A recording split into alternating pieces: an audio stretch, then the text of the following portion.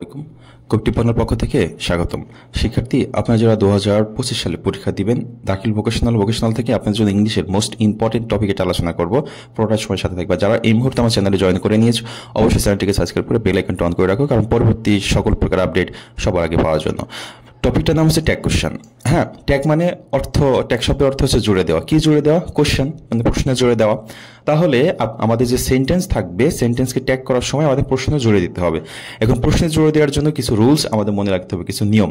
আমি যে কয়টা নিয়ম এখন দেখাবো, এই নিয়মগুলো হচ্ছে পরীক্ষার জন্য মোস্ট ইম্পর্টেন্ট। হ্যাঁ শিক্ষার্থীবৃন্দ, একটু খেয়াল করে দেখি।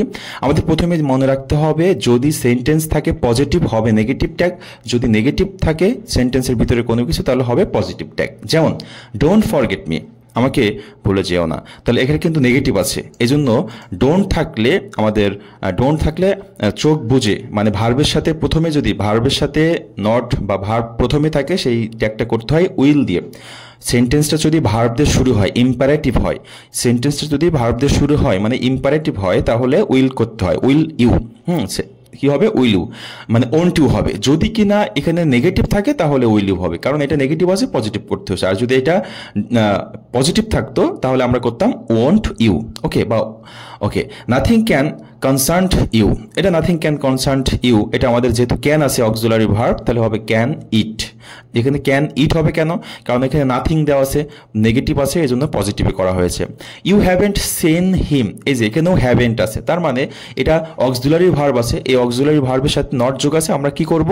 অক্সিলারি ভার্বের সাথে নট যোগ থাকে, নট বাদ দিয়ে অক্সিলারি ভার্বটা লিখবো এবং সাবজেক্টটা পেছনে বসাই দেবো, তাহলে হবে have you. Nobody went there, এখানে নোবডি আছে, এটা আমার পজিটিভ করতে হবে। ওয়েন্ট আছে, এই ওয়েন্টটা কিন্তু ভার্বের পাস্ট ফর্ম থাকলে অক্সিলারি ভার্ব আসে ডিড, এই যে ডিড আসছে। আর নোবডি মানে কেউ না, অনেকেই, সেই ক্ষেত্রে হচ্ছে নোবডি থাকলে আমাদের হবে কি, সাবজেক্ট হবে দে, তাহলে হবে ডিড দে। নোবডি ফোন্ড, একই রকম, did they. None can do it, এখানে হবে ক্যান দে। হ্যাঁ, যেহেতু এটা নান আছে, এটা হবে can they.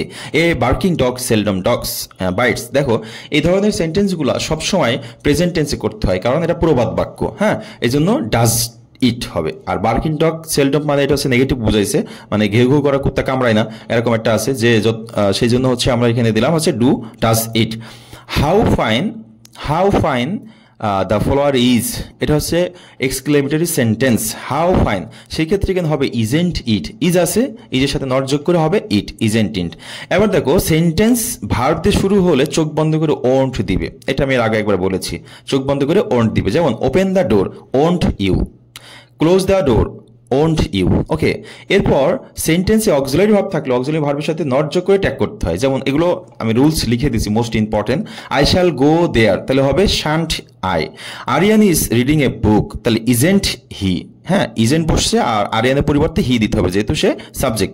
Everybody saw you, তাহলে হবে ডিডেন্ট দে।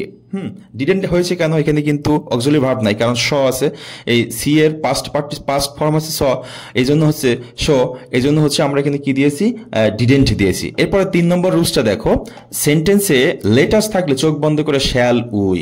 যেমন লেটাস হ্যাভ সাম ফান, তাহলে কি হবে শ্যাল উই।